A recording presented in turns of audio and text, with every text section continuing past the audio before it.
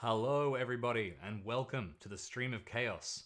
My name is James and I am the keeper for this solo adventure.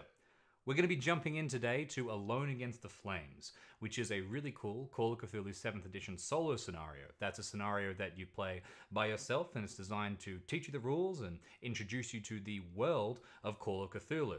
Now you can follow along using the video and you can also, if you would so care to, check out this exact scenario on the Chaosium website, where it is free and you can grab it right away. I'm going to be peeking into chat and answering all of your questions, and we can kind of dive into this together as a casual stream. It's good to see you all. Thanks for joining us. Excited to be here. Let's get ready to get started.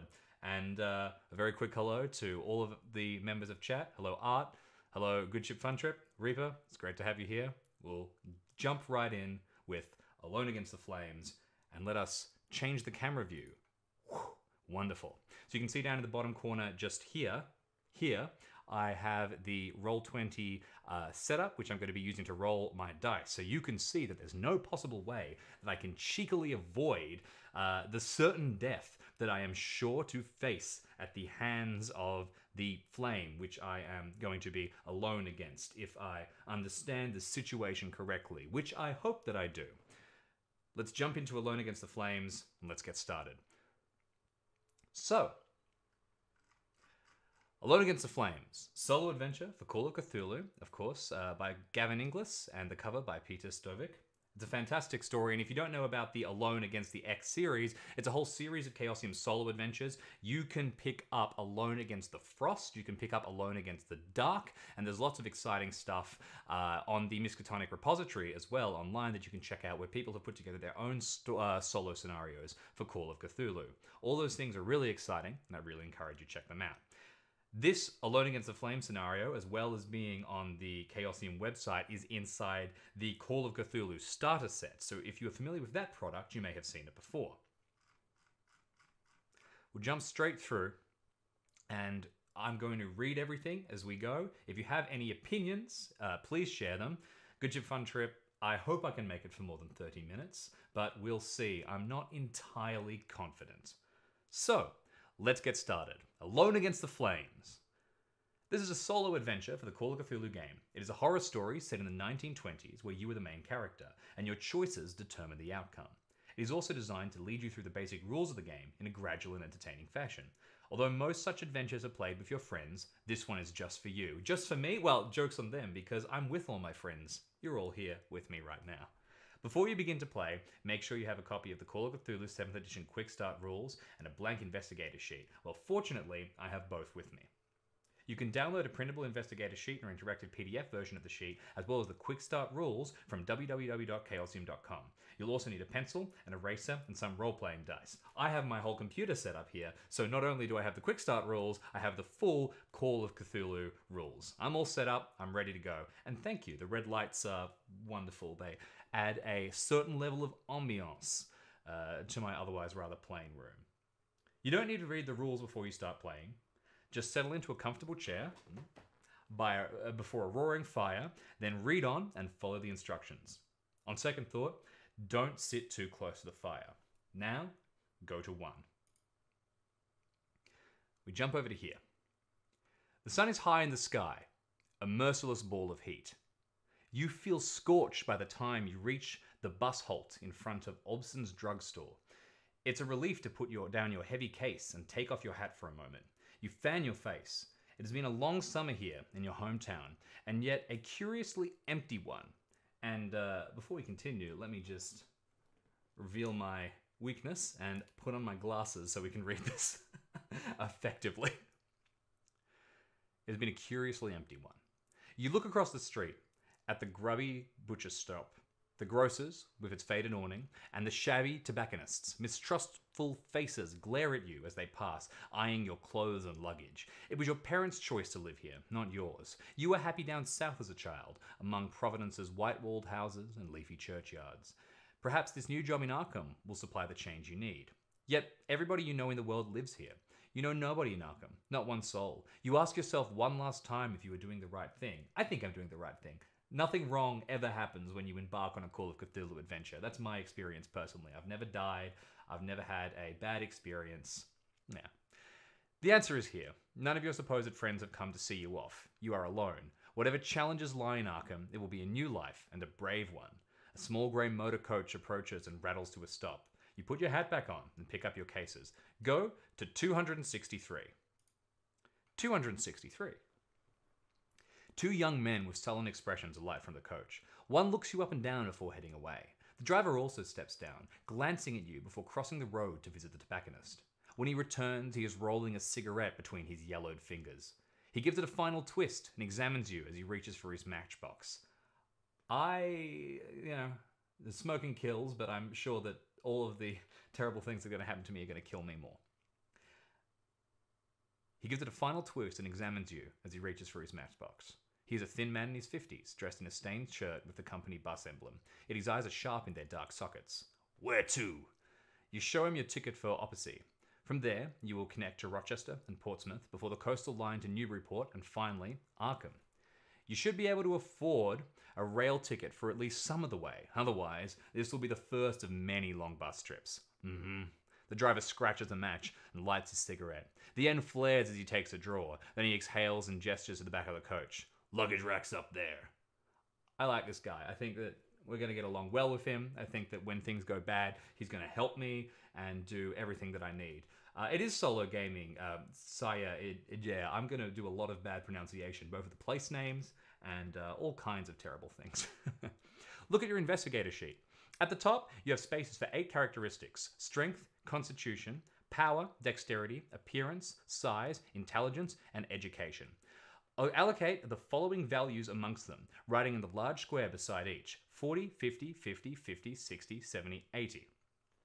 So, how I'm going to do this, we got to decide. We got to decide together. I'm not sure whether we want to be someone who is strong and tough, like me. Whether we want to be someone who is quick and dexterous, like me. Someone who is more intellectual, like me. Or someone who is just handsome and roguish and charismatic, like me. So, size max, okay, we can go size max. I don't think that's a good idea, but I suppose it is technically an option which is possible. What does everyone think? Otherwise, I'm going to go with what I like best. Int dump or bust. Int 40. Oh god. All right. Size max. All right. Well, the people have spoken. We're going to go size 80, and we're going to go int. All right. Int. We're going to go at 40. We can stand that. Now we do get 170, and the rest is 60s and 50s. If I've got high size, I'm gonna take high strength. So we're gonna go strength at 70, and then in the grand vein of trying to be tough, let's get con at 60 and dex at 60, which means that everything else is going to be at 50. So we're kind of a more physically minded person.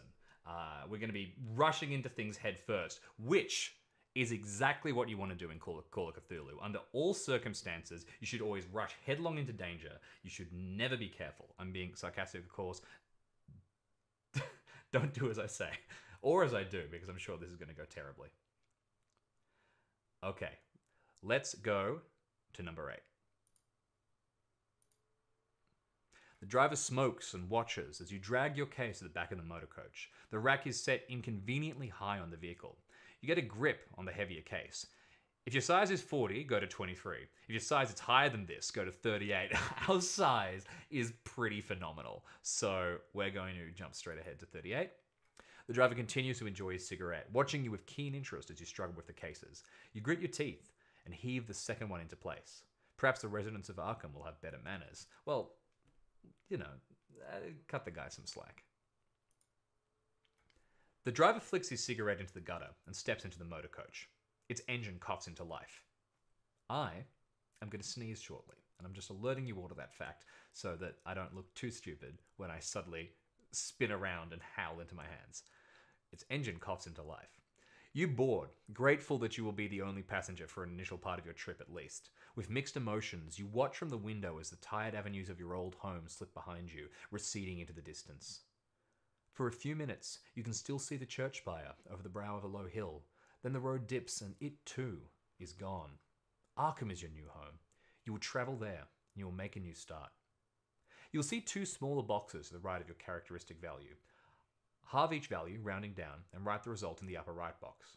Also divide each value by 5, again rounding down, and write the result in the lower right box. We will use these numbers later, so these are our hard and extreme success ranges. I know these rules. Look how much I know.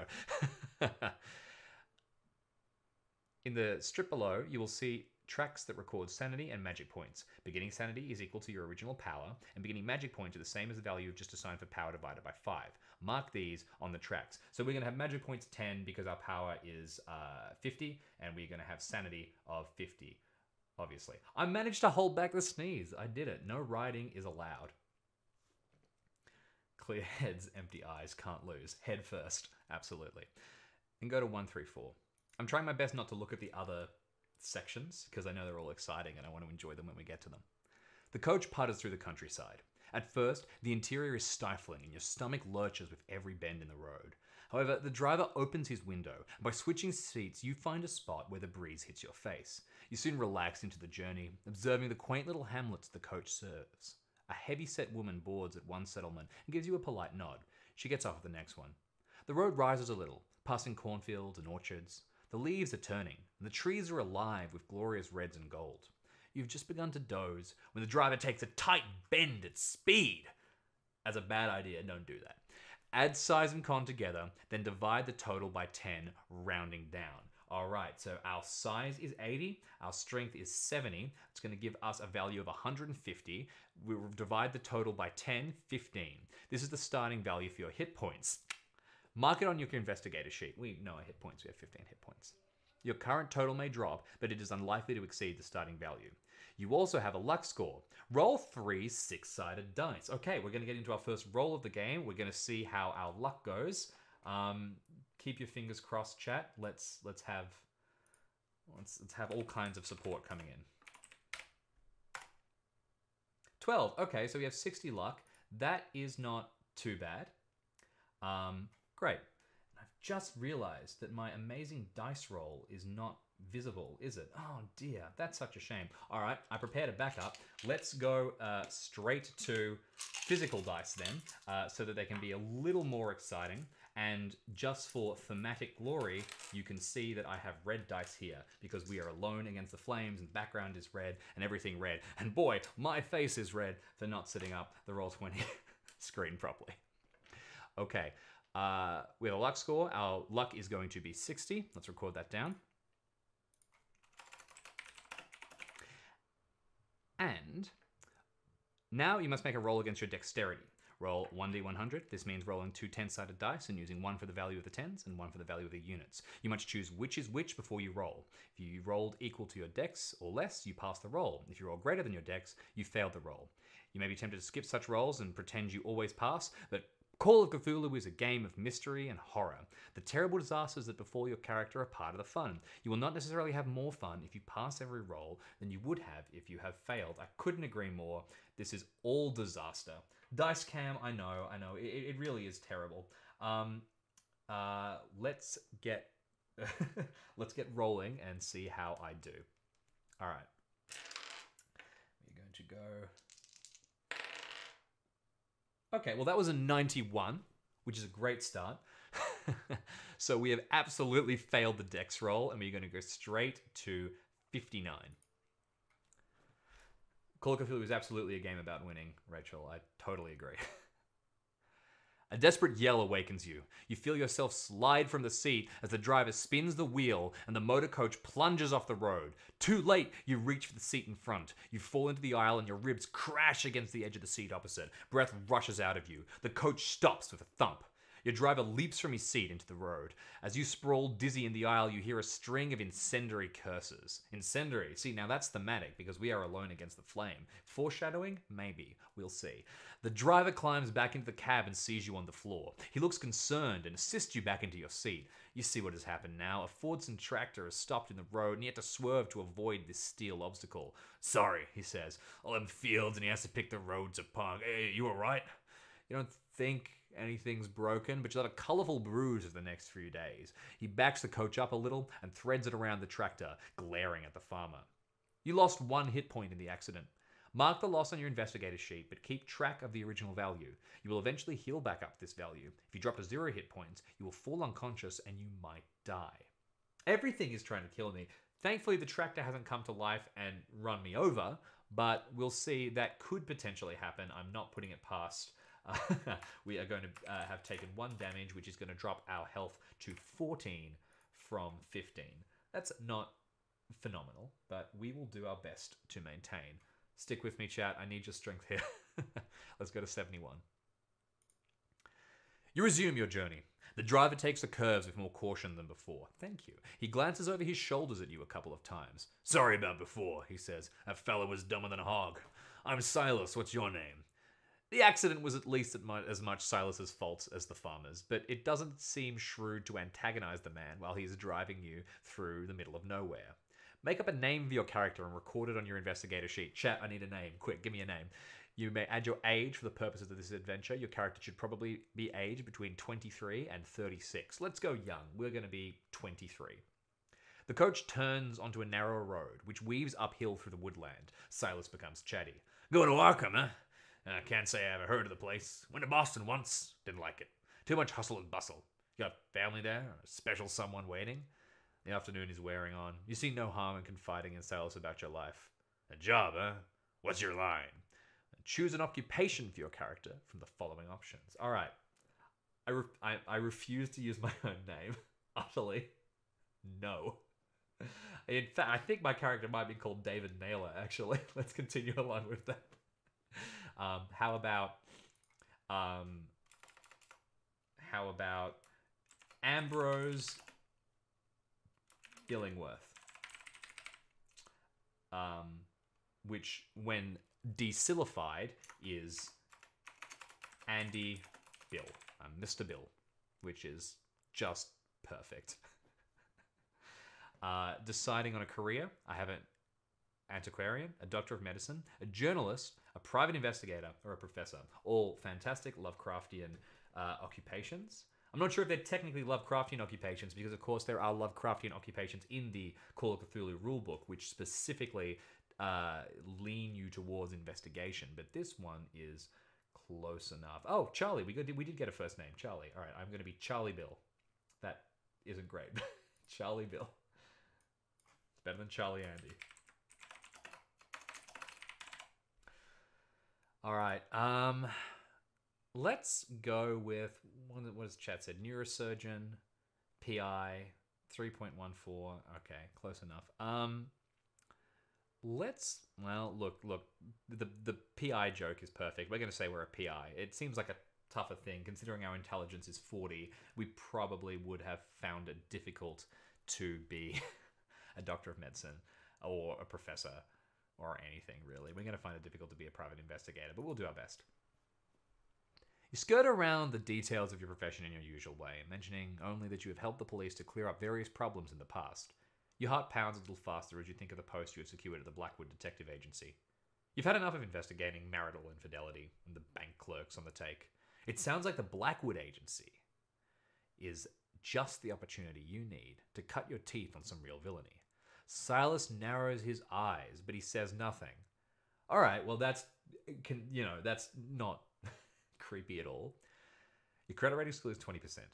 Your occupational skills are arts and craft photography, disguise, law, library use, psychology, spot hidden, and one of either charm, fast talk, intimidate, or persuade. Look at me. Look at me and tell me that I don't have charm. I absolutely do. Although this bright light right in my glasses is not particularly charming. We'll manage.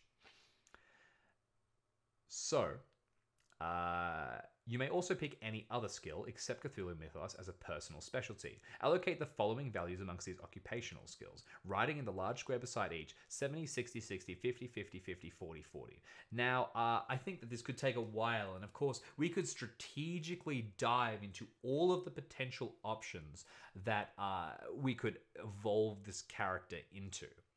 So, what we're going to do instead is we are going to take the direct path that has been put out here. So, my occupational skills, as you can see, are listed just here. We are going to have 70 in the first one. We're going to have 60 in the next one. We're going to have 60 in the next one. We're going to have 50, 50, 50, 40, 40, moving directly across. The only question is, what would we like to have for our personal skill? Now, while I record our setup, I'll give everybody a moment to suggest what they would like the personal skill to be. Artillery is the lead running suggestion, which appears to, most likely end up with me dying, but I'm very happy to give it a try if we can't get another suggestion. Artillery, demolitions, okay, thank you. That's totally different, far more convenient, far more effective. 3, 2, 1. They call me Charlie Bill. I am a demolitions expert, which is very useful in my line as a private investigator. This is going to heavy machinery operations, language Russian. Okay, great, cool. Thanks, y'all. Looks like I'm a demolitions expert. All right, then go to 128. You realize silence hasn't made a stop since the incident with the tractor.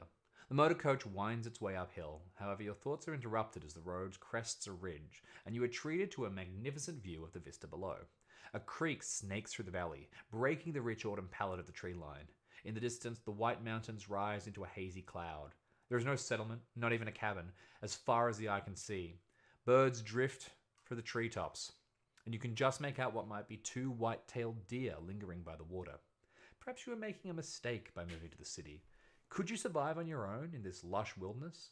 You have a base ability in most skills, listed in brackets after the skill name on the investigator sheet. For instance, you have 20 in climb and a base dodge equal to half your dexterity. Choose 4 skills which are not your occupational skills, nor Cthulhu Mythos. These are your personal interest skills. Boost each of these by 20. At this point, you may like to calculate half and 1/5 values for each skill, in just the same way you did for your characteristics. Remember to round down. If you're bored of calculations, you can leave the math until it becomes necessary. Or if you're using the interactive PDF version, you'll see it does all the math for you. Okay. So we previously got suggested language Russian, which I think we'll take. Operate heavy machinery. No, we're not going to take any of those. I'm going to take my favorite things because at some point, this has to be all about me. So I'm going to take climb. I am going to take jump. I am going to take swim. And I'm going to take survival. Because, actually, let's replace swim with throw. Because I always do like throw. And now, we might be able to fight back against the scenario assuming that we weren't able to survive in the wilderness. Because I like to think that when we really need to go out and do demolitions in the middle of the wilderness, we do okay. You got fighting brawl? I do not have fighting brawl. Why would I need fighting brawl? I can't imagine any reason that I might. It's just it. What if there's a fighting pit? Well, I'll ignore it. That's fighting pits aren't for me. I'm too busy doing investigations. The motor coach rattles on through the hills and Silas lapses into silence. The sky darkens behind you, pinks tinting the clouds as the sun descends. Finally, a welcome sight comes into view, a settlement on the crest of a hill. This doesn't look like the pictures you've seen of Opsy, but perhaps you can persuade Silas to stop while you stretch your legs. Minutes later, a harsh stuttering from the engine interrupts your reverie. Silas frowns and rattles the gear stick. The motor coach falters in its ascent. Silas utters a curse you don't recognize and grinds his teeth, struggling at the wheel. You seem to inch up the hill until you reach the first buildings, low dwellings constructed from rough red stone. Silas wrestles the coach into a small bay off the road. He scrambles from his seat and makes for the engine compartment. You may now choose to make a roll against drive, auto, or psychology. If you choose drive auto, you need to roll equal to or less than the skill value. If you choose psychology, you need a hard success. This is a roll equal to less or half of the skill value, the number in the upper right box. You may attempt only 1 skill. Well, since we are a private investigator, we are not trained in drive auto, but we are trained in psychology. And since psychology was the 4th one along, that means that we have a 50 in it. So we are going to roll against our psychology, and we are going to see how we go. You absolutely did call it, Art. You drive auto? Correct, entirely. Let's make a roll. Ooh! Well, luckily they didn't list any additional rules for if you fumble. Which is which is great because we did. Okay. We've had 290s in the first. All right, 194. Silas opens the engine compartment and sticks his head inside. The hot metal pops and sizzles. He pokes at various components, then withdraws and wipes his brow, smearing it with dark grease. I ain't sure what's wrong. Might be the oil pressure. Might be something knocked off kilter when we took that spill. Can't do much until the engine cools neither. With the light failing, I reckon we'll be here through the night. He wiped his hands on a rag. The shadows from your surroundings are already long, and the air is chilly. You feel stiff from the journey, and a night in this rickety coach sounds unappealing. Silas sees your dismay. This here's Emberhead. Yeah, Emberhead, sure, not spooky at all considering the nature of the scenario. Miles from any place. Cool, not spooky at all considering the context of the scenario. I only come through twice a week, but the folks here are good people. Maid Leadbeater keeps a spare room. She'll look after you. Up that alley, turn right, first house on the left. He scratches his cheek, looks again into the engine compartment, and spits on the ground. And meet me back here at 8 in the morning, and we'll see how we stand.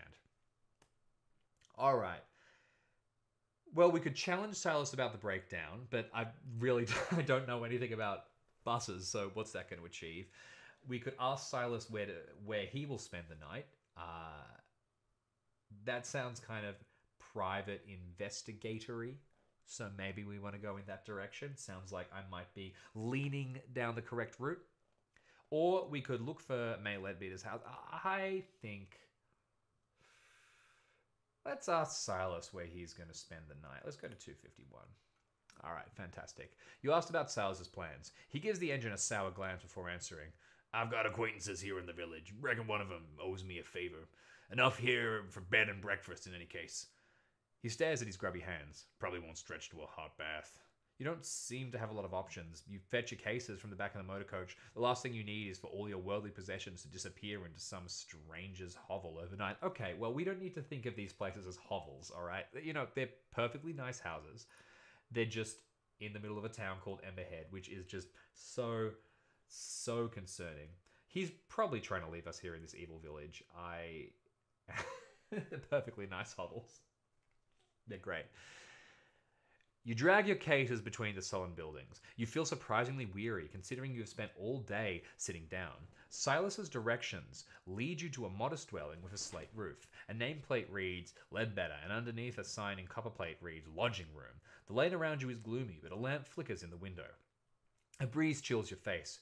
You're not about to begin your new life by sleeping in the street. You rap on the weather-beaten door. All right. Of this hovel, we are forced into it. Oh, I can't possibly. This is simply terrible. After a moment, you hear footsteps inside the house. A bolt is drawn back, and the wooden doors swing open. A figure with loose curls and a rough-looking house dress peers at you. Her gaze takes in your traveling suit and your cases. Her voice has a slight Irish lilt. Hello, should I take it you're looking for a room for the night? All right, fantastic. There's my attempt at a slight Irish lilt. You inquire as to her rates, suppressing a grimace. As far as you've seen, the village does not offer you many alternatives. Oh, you'll find them very reasonable, she says. You look tired. I may. Come inside and we'll talk over a cup of tea. The Leadbeater house feels cramped, with a low ceiling and simple fittings, but it is well kept, and a cheerful fire crackles in the grate. The aroma of the tea is soothing. The cup warms your fingers. Have you come to the Emberhead for the festival? Asks May. The festival? This is good news. To explain what happened with Silas and the coach, go to 14. To ask about the festival, go to 21. I kind of don't want to talk... Here's my theory. If Silas is trying to murder me, which, let's be real, little concerned, let's go to the... I don't want to mention it, because I feel like she'll say something like, oh, Silas wants you dead. Oh, all right, well, I've poisoned the tea. So let's ask about the festival. Well, now, I suppose the festival is about the only reason folks come to Emberhead. I thought you'd maybe come to study it or take photographs. Well, it's not tomorrow night, but the night after. I suppose it looks very strange to passers-by. Mary tops up your tea. The spout chinks against your cup. We've got the beacon, you see. One night every year, there's a torchlit procession, and we light the beacon on the cliffs. You've never seen the like of it. They say it keeps the spirit of the village alive for another year. It's a celebration. A celebration... She trails off for a moment and blinks. But you didn't come here to listen to me blather. And you must be hungry. I can rustle you up a bit of a stew. How would that be? You ask again about her rates, and May names a price so low you accept it without hesitation. I'm gonna die. I'm gonna die. The room is small but comfortable, and the stew dark and hearty. After dinner, you have a couple of hours before your usual bedtime. To talk to May some more, go to 31. To walk around and get your bearings, go to 75. To turn in for an early night, go to 63. I don't want to walk around this town because I'm really scared that I'm going to get murdered. I don't want to talk to May some more because I'm afraid I'm going to get murdered. All of these things are possible. I want to be like well rested. I think if I turn in early, there's a chance that if anyone comes for me during the night, I'm like awake and I've had like a good nap. If I get my 8 hours, I'll be, yeah, I'm going to go to sleep. That is the idea. Walk around. All right, I can walk around for a bit. Let's walk around. All right, let's walk around. 75. May's brow creases when you announce your intention to take a stroll. Mind how you go, she says. Emberhead's surrounded by cliffs, and we don't have your fancy street lamps here. Oh yeah, fancy street lamps. Great. Take the lantern and watch your step. Outside, you see what she means. The sky is overcast and only a few glimmers of moonlight peek from the clouds. Without the heavy lantern, you would be walking in near total darkness. You cannot hope to get an overview of the village tonight. May Street is a narrow passage hemmed in by squat dark dwellings. At the end, however, it opens up. A wide thoroughfare leads off to your right. A crude sign names it Silbury Street. To the left, a few yards away, your light picks out the crooked post of the simple fence, and beyond that, the ground drops away into darkness. You take a couple of steps closer, but you can see nothing. Air from below you cools your face. Then some instinct makes you turn around. An ink-black figure stands in the road, about 20 yards behind you. It stares at you. You form the sudden impression that it will run at you and throw you over the cliff edge. This is unsettling. Seeing it has been spotted, the figure slips down an alley. I'm sorry, what? That's not okay. Oh my god.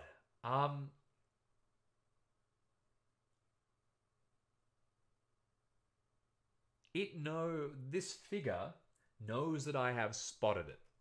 So yeah, I'm feeling a chase. I'm feeling a confrontation at this stage. Dark figures hanging around, looming in the shadow. That's a little scary. So let's confront the dark figure and go to 121. I'm glad chat approves. As you approach, the figure takes a pace back, then another. It slips down an alley between two buildings.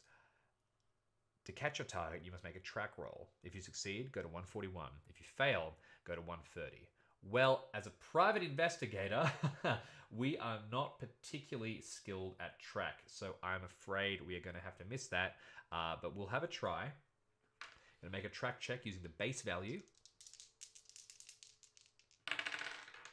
Yeah, that's a fail. That's a big old fail. It was 71.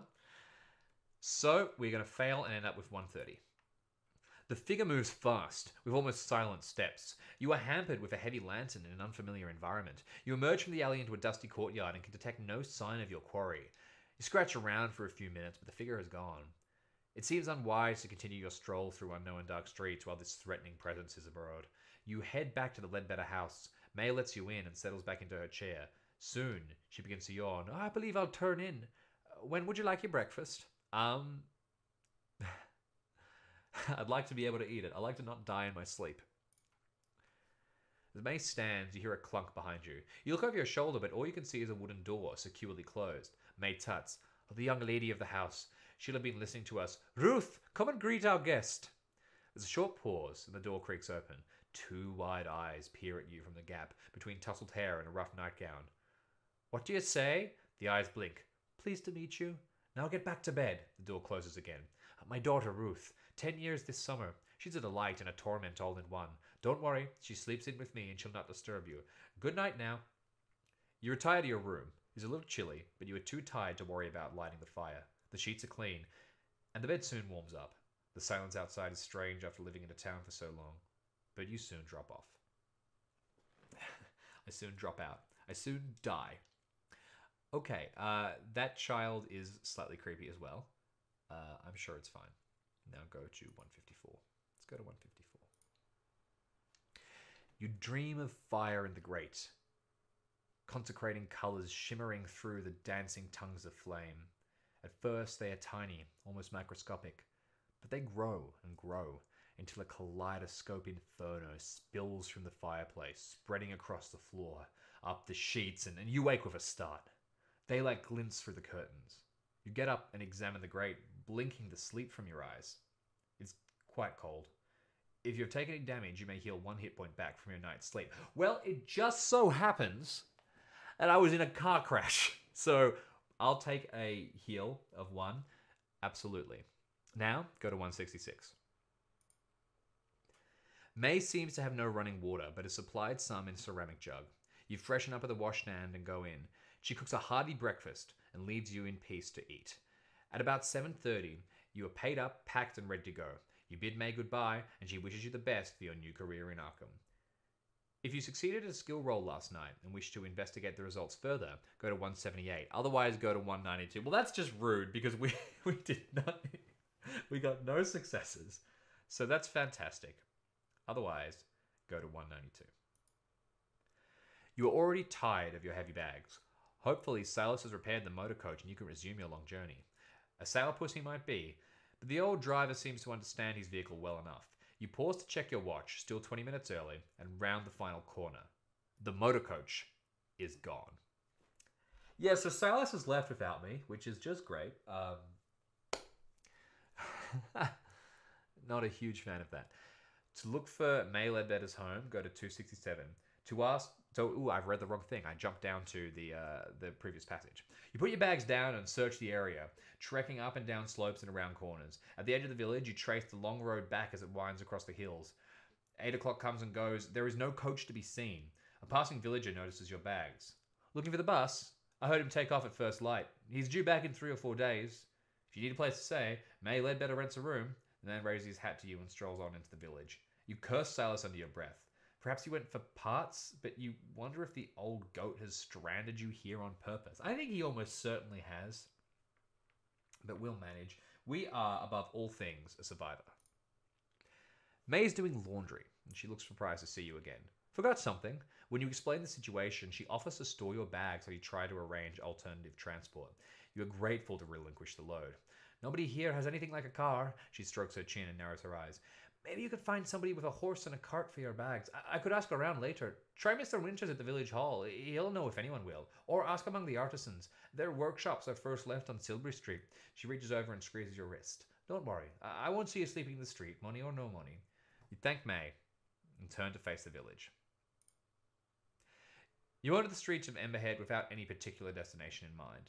The village is built on a relatively flat upland with splendid views. To the north, the hazy tips of the White Mountains reach for the heavens. To the south, the sparkling waters of Lake... I'm going to pronounce this terribly. All right, here we go. The sparkling waters of Lake Winnipesaukee. Winnipesaukee? I'm sorry to just everybody.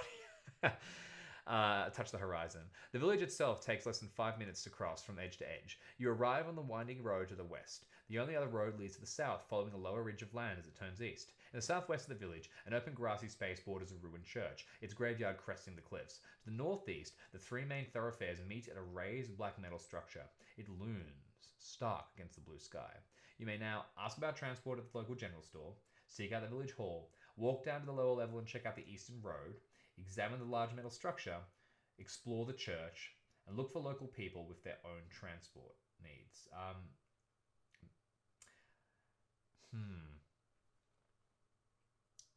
So the church is an option that I feel like will, if we're looking at it from a Cthulhu perspective, which we are, we want to go to the church that is going to be full of all kinds of spooky things.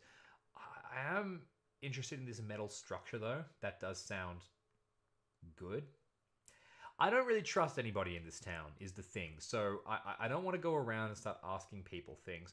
Let's go to the church. You cross the street towards the church. As you glance to your left, your gaze alights on the large metal structure. Something bothers you about its positioning. You back up and look again. Yes, Amberhead's central thoroughfare points directly at the structure. It seems too precise to be a coincidence. You press on and draw into the shadow of the church. The building is in a sorry state. The top of the steeple is missing, a ragged gash of splintered boards marking its absence, and the floors beneath it has collapsed. It appears to have torn through the roof of the main building as it fell. Only the back half is still intact. The white paint which once covered the church has yellowed and peeled. It seems safe enough to explore the real section. Old pews are stacked against the wall, choked with mildew. Most of the windows are broken. You guess this church has been disused for about 20 years. There is little more to interest you. Okay, so this is all looking fantastic.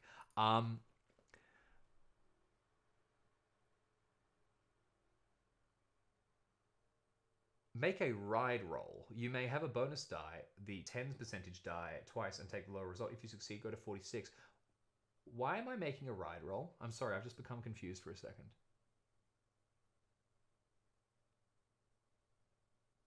Okay, well, let's make a ride roll, I suppose. And I can have a bonus die. All right. First roll is a 76. Second is an 86. So we failed both because we are not a skilled rider, nor are we a skilled drive order. Look, when they ask us to make artillery strikes, we are going to be absolutely, we're going to be absolutely prepared. We're going to go to 25. You're beginning to get your bearings in Emberhead. Would you like to explore some more? Okay, let me work out. I've got some theories. I'm going to start sharing. Going to start talking. We're going to jam out some ideas. There is a disused church in this city, which means that people aren't using the church. Where are they going to get their sense of religious fulfillment? This weird structure is a candidate, and I think cults, fire, festival of fire in a couple of days. I'm trapped here. I've been abandoned. We're starting to be able to put together some things. Would you like to explore some more? You may choose another option from those below. Do not repeat a previous choice. Once you've tried 4 options, or before that if you're ready to move on, go to 3. Could ask about transport to the general store, seek out the village hall, check out the eastern road. I mean, I am tempted to see if we can just run, make it to the eastern road, and can we just walk? But it's all thick woods, and I am a little scared about that. The metal structure is... Look, let's check the metal structure. That seems like it makes the most sense. Everything is evil. All of the options are evil. I have no good option here. I mean, all right. Let's examine the metal structure. You walk up the approach, the most central of the village's major streets. It points directly at the odd metal structure. As you emerge from the shade of a nearby building, you are greeted by a magnificent panorama spread from the north to the southeast. The last colors of fall tint the hills in a sleepy gold. The structure, by contrast, is made from uncompromising iron, singed black. It supports an immense curved platform at the level of your head. I feel like I'm going to get burnt on this. Oh, God. Further struts snake up to a central point. It looks like there may have been some kind of sculpture at one time, but they are now twisted and melted beyond recognition. An older gentleman passes, looking up at you with rheumy eyes. Are you here for the festival? He asks. That's the beacon. When they light it, night after next, you'll be able to see it 10 miles away. He gives a little nod of satisfaction, then moves on, leaning on his walking stick. Now you notice bundles of wood tied and stacked against the buildings nearby. Perhaps this festival would be an interesting diversion, but you really must head to Arkham as soon as possible. An interesting diversion? I don't want to get burnt alive. Oh my God. Make a spot hidden roll. If we succeed, go to 69. Otherwise, go to 25. All right, we can do that. Spot hidden. Here we go. I think we might have skill in this. Let's have a look. We absolutely do. It is the 5th one along, which means that we have 50 in it. Can anybody say 004? It was a critical success. Absolutely. Finally, luck is turning our way. All right, we succeed. We're going to go to 69. As you walk away from the iron structure, you notice something strange about the construction of the village. All the wooden dwellings are concentrated in the west and southwest. To the east and northeast, closest to the beacon, the buildings are formed from dark brick and clay. Does this mean the settlement began at the beacon and spread west? We can check spot hidden skill for improvements if we survive, which is like 50% at this stage. Now go to 25. Beginning to get our bearings. Where would we like to explore some more? Okay, let's go to the eastern road at 115.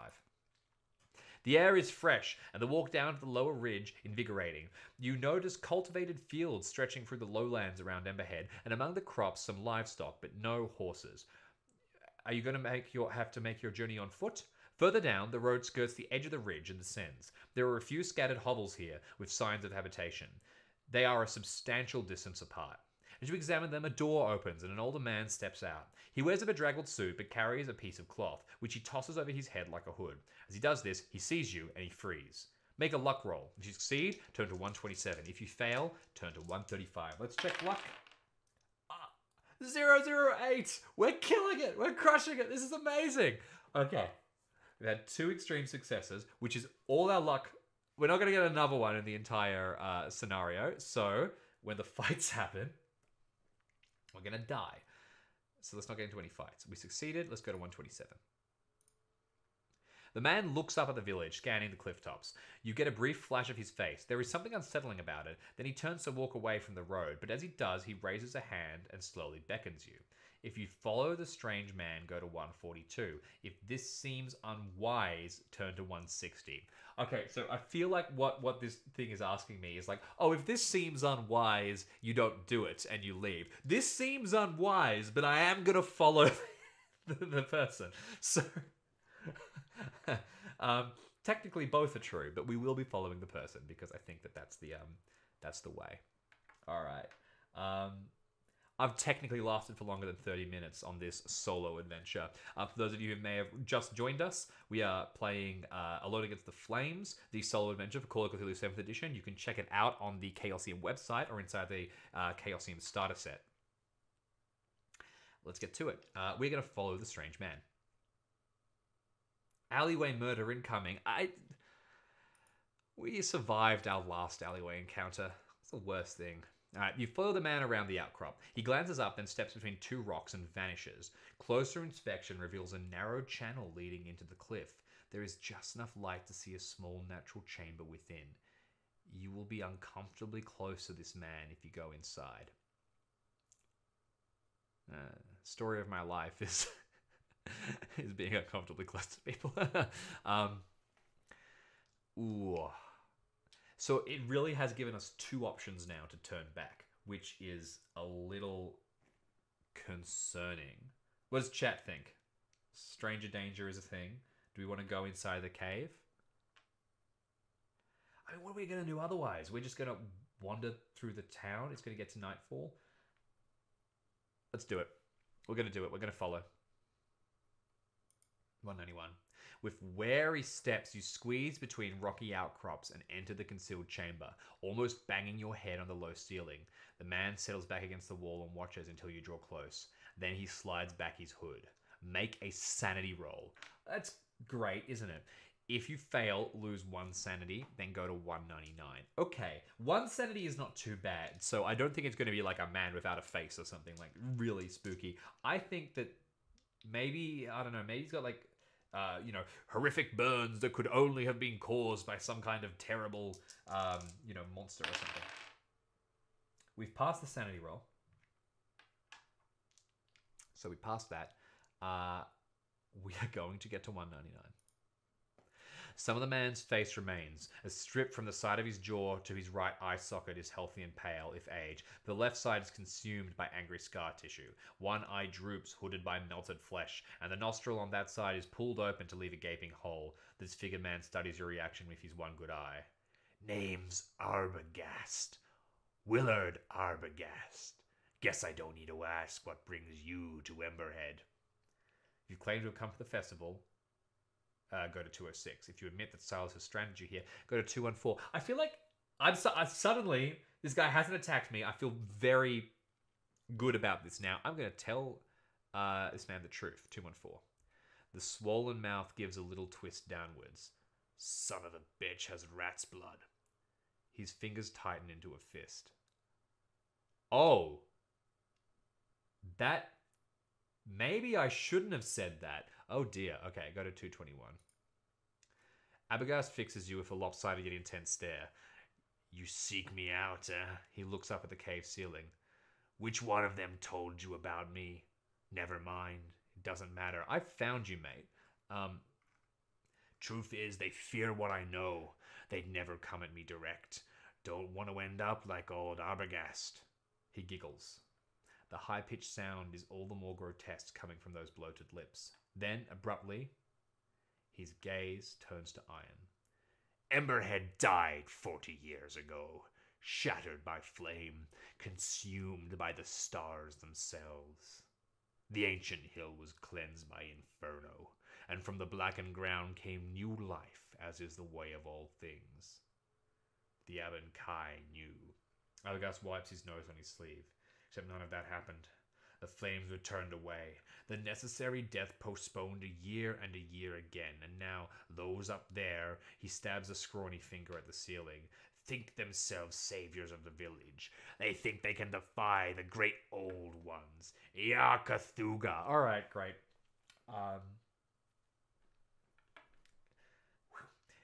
He shakes his head. With strange aeons, their lives matter less than the blink of an eye. A fierce intelligence burns in his gaze, but you suspect Arbogast might be quite insane. Should his mood change, it would be difficult for him, not be difficult for him to seize one of the loose rocks and crack your skull with it.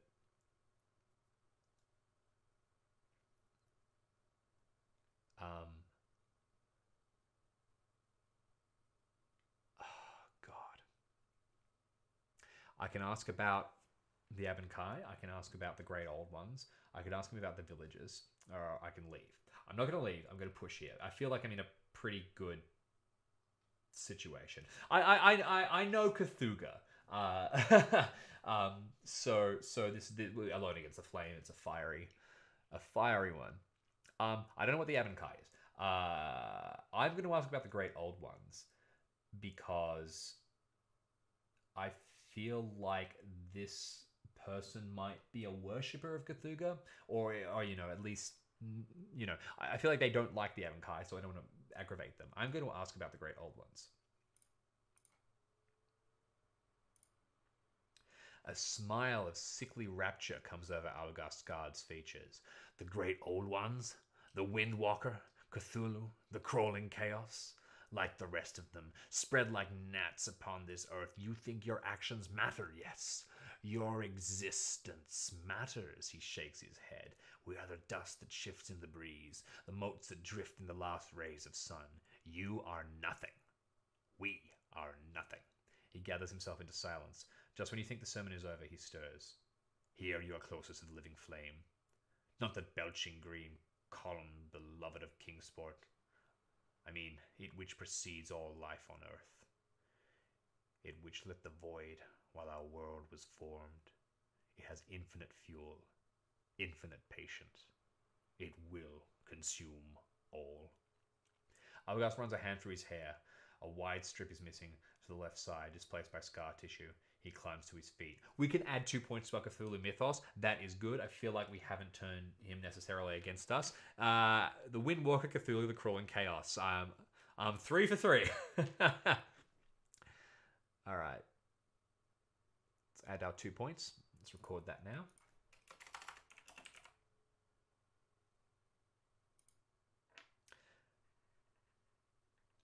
Is that Cthulhu's brother? Cthulhu, all right. The brief peek. Cthulhu is like an endless ball of flame that burns in the center of the universe, endlessly consuming. The Windwalker is Ithwaka, the Wendigo, which is my personal favorite, Great Old One. So it's not a sun art. It's more than that. It is a star. It is a star, but it is magnitudes of power beyond any star that we can understand. And I think all stars are technically motes of Cthulhu. Cthulhu is more like a personification of heat and force and the power of fire in all forms of the universe. So, a fundamental building block of existence. It's spooky stuff. The Windwalker is cool. That's Ithwaka. Cthulhu is Cthulhu. And the Crawling Chaos is Nyarlathotep. Let's go to 259. Arbogast pauses in the shadows. There's something about you. Something the previous ones never had. Perhaps you can make it, though. If you want to hear more, meet me again after dark. 9 o'clock. The graveyard on the other side. He lifts a gnarled finger. Don't be followed, else I won't be there. This ain't the time of year for a showdown. Arbogast wipes his nose on his sleeve again. Go, now. Their eyes are on me. And stranger, don't try to run. You'll never make it. You emerge into sunlight blinking. More than a little shaken. You have discovered a secret. Later tonight, the text will offer you a chance to follow up on a previous appointment. At that point, if you want to meet up with Arbogast again, add 20 to your current entry number and go to that new entry. We found a secret. Good stuff. Okay, that worked really well. Now, of course, we are just incredibly skilled at stealth because that is obviously something that we picked. We've got disguise. Close enough. All right, 160. You turn back to the road and on your core business, getting out of Emberhead and on towards Ossipee. The ridge gives you a good viewpoint from which you see the course of the road. It winds with the hills, disappearing into woodland for a while before emerging further on. You lose sight of it somewhere towards the second patch of woodland. By your best estimation, that is at least 6 or 7 miles distant. You see no other settlements or traffic. It may be worth taking a chance and walking. The weather is still mild, but you will need supplies before you attempt it. Let's go 25. You're beginning to get your bearings in Emberhead. Would you like to explore some more? Okay, so we now have confirmation that this village is a cult. They are worshipping some kind of thing. They are delaying the emergence of Cthulhu. So, let's not talk to the people. We don't want to get them any more on us than we need to. I'd like some stealth. I wish we hadn't picked demolitions instead. Oh God, how are we going to do this? All right. I think we're done. I don't want to go to the others, not because I don't want the information, but because I'm actually I want to lay low. So, ready to move on? Go to 3. We're gonna go to 3. Ooh, that's a lovely little hyperlink, isn't it? Oh well, that's okay. We are at 25. We can get to 3. That is going to be okay. We are going to spin to 3. Ready? 1, 2. Whoosh. Ooh, 3. Your morning exertions have left you hungry. You roam the streets of Emberhead looking for sustenance. There is nothing resembling the busy cafes of your hometown, or anything that might be called a restaurant. It is beginning to look like you may have to get supplies from the general store when May Ledbetter comes down the street with a girl trailing in her wake. This must be Ruth. As she notices you, she races past her mother and approaches you with a smile. This is a different Ruth from the shy creature of the last night. As she reaches you, she stops and stretches her arms up in celebration. She looks up into your eyes. Abruptly, the smile drops from her face, and she looks several years older. Get out before the festival, she hisses. Get out! She blinks hard, then scuttles back towards her mother. May approaches, wrapping... that was just insanely creepy. May approaches, wrapping an arm around her daughter's shoulders. She smiles. How are you getting on? Have you found transport? Startled, you explain the frustrations of the situation. I'd try Mr. Winters in the village hall. He's always in of an afternoon. You'll be hungry by now. Help yourself to any food in the house. The door's not locked. You glance at Ruth, where she has squirreled herself behind her mother's leg. Her eyes implore you to silence. We're going to say nothing. Ruth is on our side, and I don't think that May is. So we're going to try and keep... We've got a bit of information. We've got some allies. We now know that things are evil. I mean, we knew things were evil from the start because, Call of Cthulhu. But now Investigator also knows that things are a bit... So we're going to try and play quiet. We're going to try and... We have Private Investigator. Now we just need to get out of here. We say nothing. You take your leave of the Ledbetters and head towards their house. The door opens easily. In the low kitchen, you make a meal from stodgy bread and leftover stew. A window offers view to the mountains. If you learned one thing from this morning, it was that Emberhead streets hold little to occupy the visitor from out of town. Little to occupy? What are you talking about? There's a lot to occupy my mind.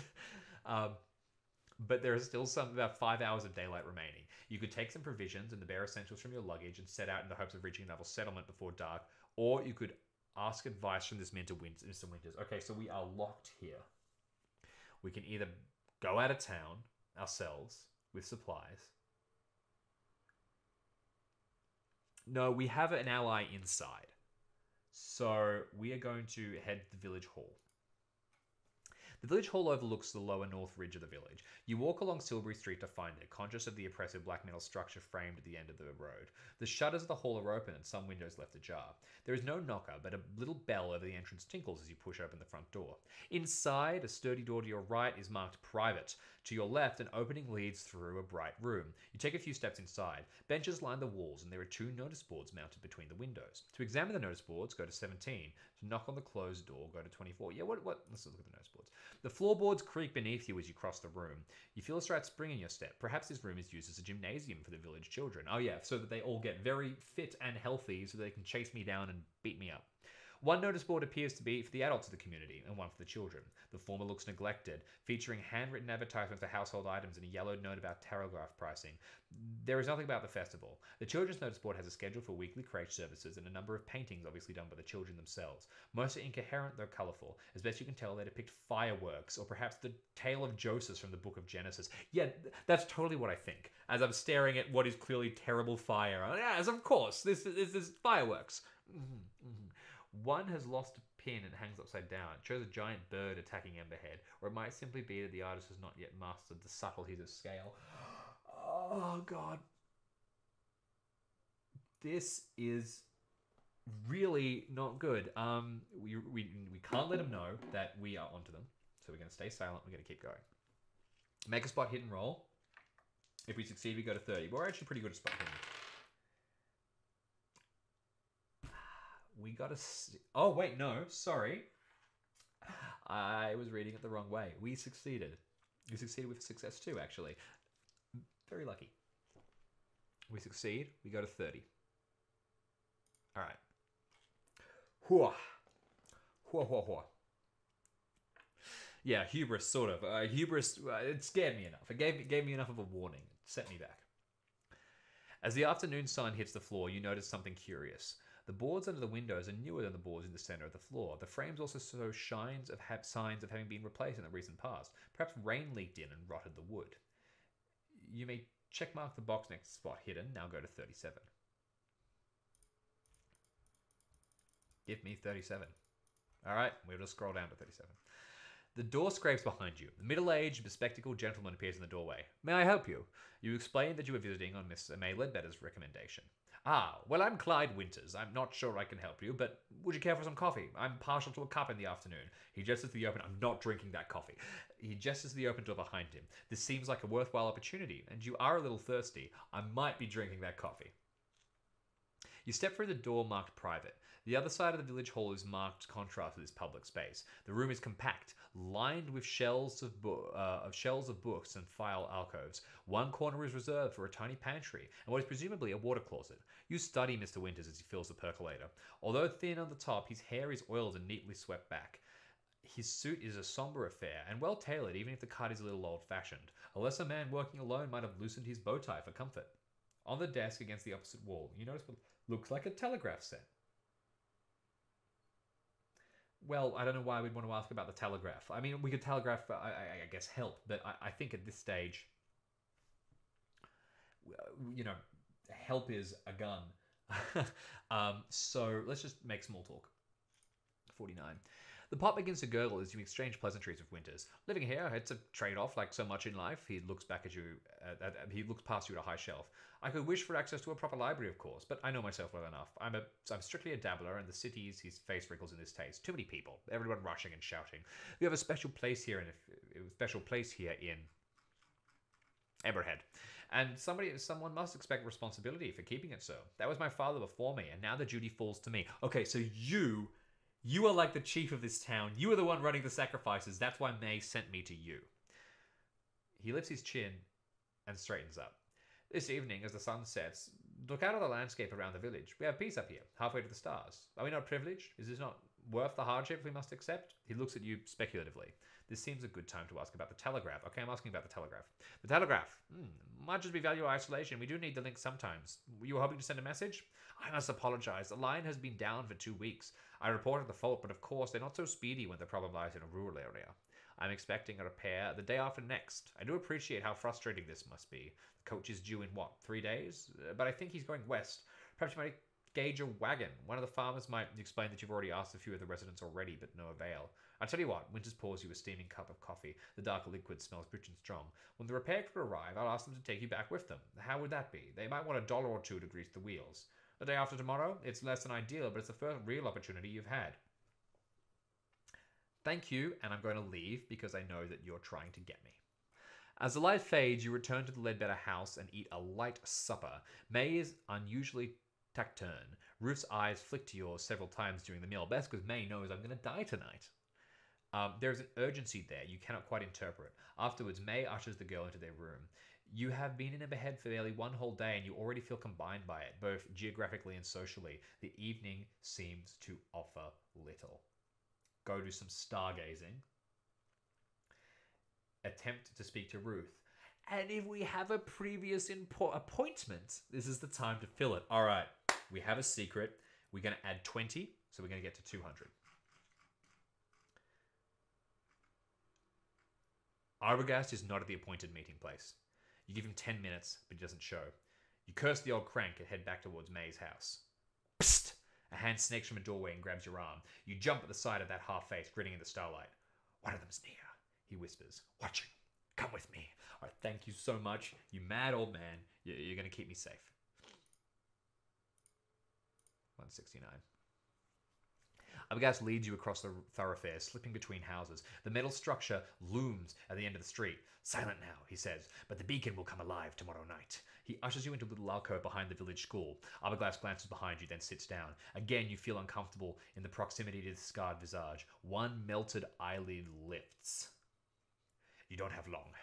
Understand this.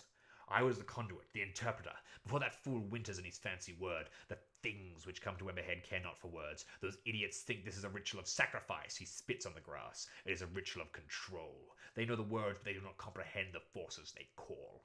He sniffs and sits back. No, you have no time for more questions. I will teach you how to end it. And in the moment when all is lost, you can return to this hill, to the earth, to the death that came 40 years ago. I've tried it myself, but, his head sags, I no longer have the concentration. The chant is simple. I can teach you, but you must perform it with a clarity of mind that I've lacked for years. But we're stupid. That was the one thing we picked. Oh, God. We will learn this strange chant 100%, 175. You feel very dislocated from reality as you sit on a cliff top behind a school at night, learning a chant by rote from a madman. I feel right at home. This is Cthulhu to a T. Arbogast is careful to teach it you in sections. He glances into the sky. Won't work right now. Cloud covering the star.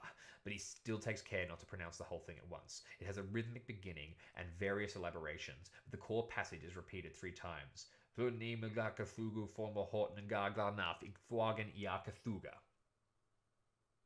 Great. All of you, prepare that, copy and paste it. I'm going to need it in chat when things kick off. In time, Arbogast listens to your recitals and nods. Remember every sound, but never speak it if you have plans left on this earth. Well, okay, so I'm going to die if I do it. Well, I'll tell you what, I'll bring this town with me. I've been abandoned here. I don't have anyone in Arkham. My old town hates me. Maybe I was sent here. Maybe this is what I was meant to do. All right. Okay, we can get this. We can get this. You have discovered a secret. If your situation ever becomes desperate enough to try Arbogast's ritual, the text will offer you the option to chant. At that point, if you want to try it, add a 10 to your current entry number and go to that new entry. Arbogast leans back. It will make you one with the living. A black shape lunges from the dark. It wraps an arm around Arbogast's throat and drags him backwards out of the alcove. He grabs the arm, kicking empty air. You see a gleam of a long blade in the moonlight. Make a dodge roll. Oh my god. All right, dodge roll. We're diving out of the way. We got a 40, but we do not have enough. No, dodge is half of our dexterity. Do we have any native dodge? I don't think we have any native dodge. Why would we have native dodge? We don't have any native dodge. All right, we're getting hit. Fantastic. We fail. We're going to go to 203. Something smashes you on the temple. You reel back, you hear Arbogast yell, and you see the knife flash 1, 2, 3 times, its shiny surface darkening with blood. Something strikes you again, and as you sink, flames leap from the ground, painting the night with infernal color. They pick out 3 dark figures. We take 1d6 damage. Ooh, I've dropped my d6. Please hold. I'll tell you what, we're going to roll a d12. I'm going to halve it. 5. Not great. So we have 10 health left. Take 1d6 damage. Go to 45. You awake with a jolt, wrestling the blankets, ready for attack. The Ledbetter guest room is quiet, painted with morning light. There is nobody here but you. You release the blankets and wait for your heart to stop hammering. They brought me back here because they don't want me dead yet. Ah, these people. Well, I know how to stop them. I've got the chant, which I'm not going to be able to do. Okay. 64. The Ledbetter kitchen is empty, although bread and eggs have been laid out for your breakfast. There is a note from May explaining that she's taken Ruth out for a few hours. Yeah, I'm sure. If you were involved in a fight in the village last night and want to investigate the aftermath, go to 70. Otherwise, go to 78. And want to investigate the aftermath? I'm kind of... Look, there's no point we shouldn't, I guess. They know we were there. They put us in this bed. You feel skittish as you approach the spot where you and Arbogast were attacked. Your memory of the encounter is shaky, but you remember one of 2 vivid images. At first, you think there is nothing to see. No discarded weapons or figures lying unconscious, but upon closer examination, you find sticky, congealed patches and blackened lines in the grass. If the village had a police station, you could go there, but something tells you events have gone beyond that. Yeah, of course. You make a quiet circuit of the village, pausing in unobtrusive places to watch the villagers. It's rather busy for this time in the morning. Yawning locals stream back and forward along the roads, carrying bundles of split logs in spite of what you've heard referred to as the beacons. You see 2 figures up in the superstructure arranging the wood. The festival bonfire will be most impressive, but you intend to stay to see it. You suspect by now that something is amiss here. While the villagers are distracted, you may do some illicit investigation, or may simply leave the town without looking back. Okay. So now we have our trump card. We have if they catch us and they drag us away, we have done enough investigation that we can bring the whole thing down. So now is when we try to escape. All right. We slip down to the east road and flee for good. Okay, we are out of here. We are tearing off. As you approach the southern road that descends to the lower ridge, you see 4 villagers blocking the route with farm tools and clubs. You veer off and head towards, oh my god, the west road. Your heart sinks as you see exactly the same scene at the other exit from the village. You are trapped. To try and talk your way past one of the guard groups, go to 119. To try and slip past in 6 size, go to 125. Or do you know another way to leave the village? We do not know another way to leave the village. Damn it, maybe we should have investigated. But we are good at disguise. How good are we at disguise? Let's see as I check.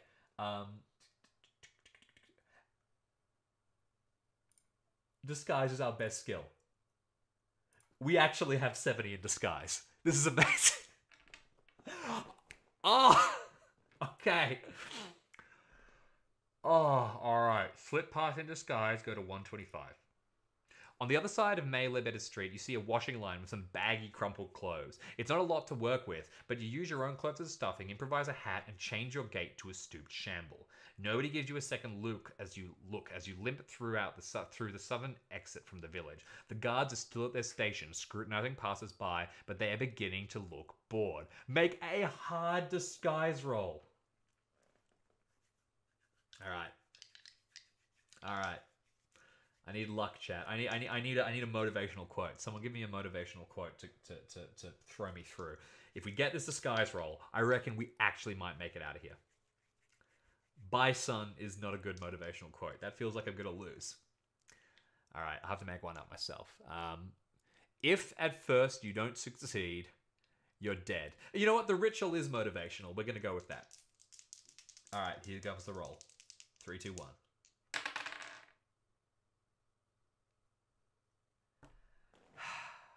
We succeeded, but we did not succeed by enough. We were off by a tiny bit.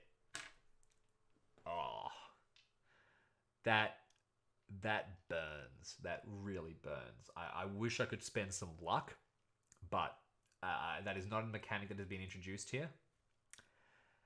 We fail. 139. Ah, damn it. Really thought we had that. The locals are not as stupid as you think. They grab you and march you back into the center of the village. Okay, great. All right. So the game's over. The fading light from the narrow window tells you afternoon is giving way to evening. Well, we had it. The disguise didn't work, but that's because we weren't being true to ourselves, and we know that being true to ourselves is to get this ritual and to burn them all to the ground. Your hands are shackled behind your back, so you cannot even lie down on the rough bed. A woman you have not seen before comes in. Her face is wrinkled and her eyes dull. They do not meet yours, but she puts a cup to your lips. I reject it. I will not drink. You turn your face away, and when she tries again, you dash the cup out from her hands using the side of your head. The clear liquid spills across the floor. The woman gives a half shrug and turns to leave the room. You shout after her, but she gives no reaction. You soon become thirsty. As the light fades outside, your little prison becomes dark. You can hear much activity around the building. Occasionally, an orange glow passes the window. The only comfortable position in the shackles seems to be to sit against the end of the bed with your arms hanging behind you. You need to concentrate and come up with a plan. I have a plan. I know what's happening. There is clearly no escape from your bonds. You don't know exactly what your captors want from you, but you cannot ignore the fact that they have spent the entire day constructing a massive bonfire. The door scrapes, wrenching you back into the moment. Orange light spills into the house and blazing torches held at the threshold. Two large villagers step in and grab you. At least you assume they are villagers. They wear heavy black cloaks, and their face and hands are painted entirely black. I hope it's flammable. You foul people. Slave only for a red triangle centered on their left eye. Well, that's pretty rad. You try to drag your legs, but they reach under your arms and lift you boldly from the bed. Outside, it seems the whole village is congregated to see you. Every single one is a blackened face with the red triangle motif. Torches splutter and spill fire.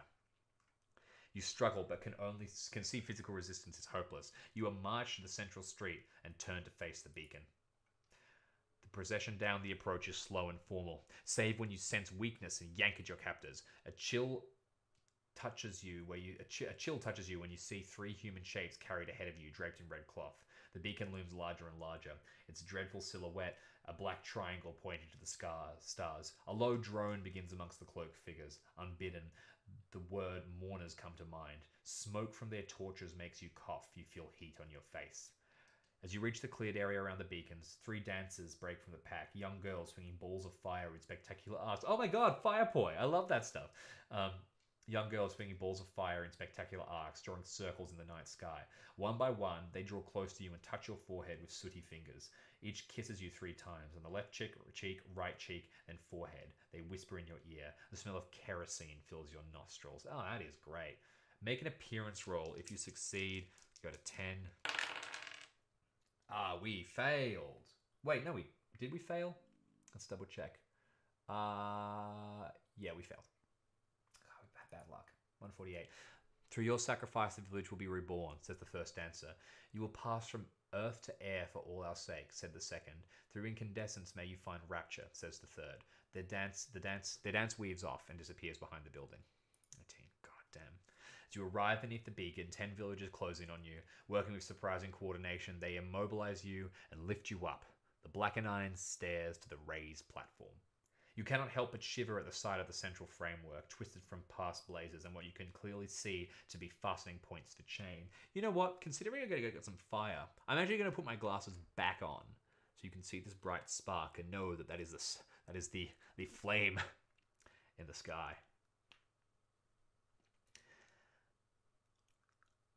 None of their eyes meet yours as they lash you to the metal. The village sings now, soothing, rhythmic, and ancient, carved from old syllables. A second group ascends the beacon carrying the 3 red-draped bodies. With reverence, they arrange their burdens in a triangle around your feet, and they withdraw, leaving you alone with the dead, shin-deep in a sea of kindling. Okay. It seems the entire village is gathered around the beacon to watch you burn. Behind the face paint, you recognize May Ledbetter, and yes, that is Silas, the coach driver, standing at her side. The audacity and scale of the deception staggers you. A man steps up on a dais and raises his hand with quiet authority. The frames of his spectacles obscure the red triangle on his face. So we draw together again on the night, as we do each year. We give thanks to the one who preserved the village against the fire of the void. You will be taken by the ones from above in our stead. Your death will bring life to our streets and bounty to our fields. It will safeguard our children and our elders alike for another year. We salute you. He bows his head. All around the beacons, bearers step forward and lift their torches to the edge of the raised platform. A ring of tiny flames flicker up around the perimeter. As they wink, the singing of the villagers drops into an unearthly rhythm. We can throw all our remaining strength against the bond. We can wait and see what happens. I hope I don't miss the point where it's like, now, do the secret now. All right. No, I'm not. I'm gonna wait and see what happens because I'm ready with my secret. The flames snake across the kindling, catching and rising. Smoke rises and it becomes difficult to see the villagers. The three bodies surrounding you catch fire. That's kind of interesting. I never thought that the smoke would... You're isolated, actually. The three bodies surround you, catch fire, blazing with sooty red flames. You begin to cough as the smoke enters your lung and fight down the urge to panic. If you learnt a strange chant and wish to try it, this is the moment. Otherwise, go to 65. We're going to 50. The flames draw closer as you bring Abaga's chant to mind. It is hard to clear your head as the heat grows beneath your feet. You cough and splutter, but you sustain the words. Finally, you reach the key passage, and even as your clothes catch fire, you yell for the third time, Kathuga, Folmahot Nyangalath Na Ingthan I Kathuga. The swirling tongues of fire around you stop midair. The people around the beacon freeze, their black-painted faces bleached and striped as a second sun opens in the air above Emberhead. In an instant, the people, the village, the hill, all are consumed, incinerated by the impossible proximity to sheer combustion, the essence of fire. Though your body is bound to the beacon, your being is freed. As a spark, you race into space, catapulted through the vastness of the void. The stars burn past you with incomprehensible velocity, and then you are home. Forever, you will dwell here at Formalhort, where the flames ripple and flow through immense spaces to the rhythms of the universe, where planets themselves move and tilt through unflutterable wheels of fire, bound to the clockwork chaos of the living flame. And amongst the flames, you will dance. You have single-handedly destroyed a section of New Hampshire about 16 miles in diameter. This also killed you. What a classic Cthulhu experience. We beat all the cultists, and we became something very, very glorious. Red light behind, red light all around. That was it. Thank you very much, everybody. That's Alone Against the Flames, the first of a few sessions of solo scenarios that will be running on the Stream of Chaos while we put together our next stream. We have some very exciting things that we're going to be announcing, but that's all secret for now. Watch this space and watch the Chaosium Twitter to keep up to date with everything that we're going to be doing. Thank you for joining us. It was great to have you here. If you haven't subscribed to us on YouTube, go and do that, and you can see all of our previous streams where we have played all kinds of interesting games, and you can also follow us here on Twitch. I'm James. It's really nice to have you. Thanks again, chat, and that's about all I've had to say, except, of course, for the great words, Thongin Kathuga, Formal Horde, Gagas Naf, Ithagin is Kathuga. Or however I pronounced it the other two times, go with one of them, go well, and forever dance in the flame. I will see you later. Thank you.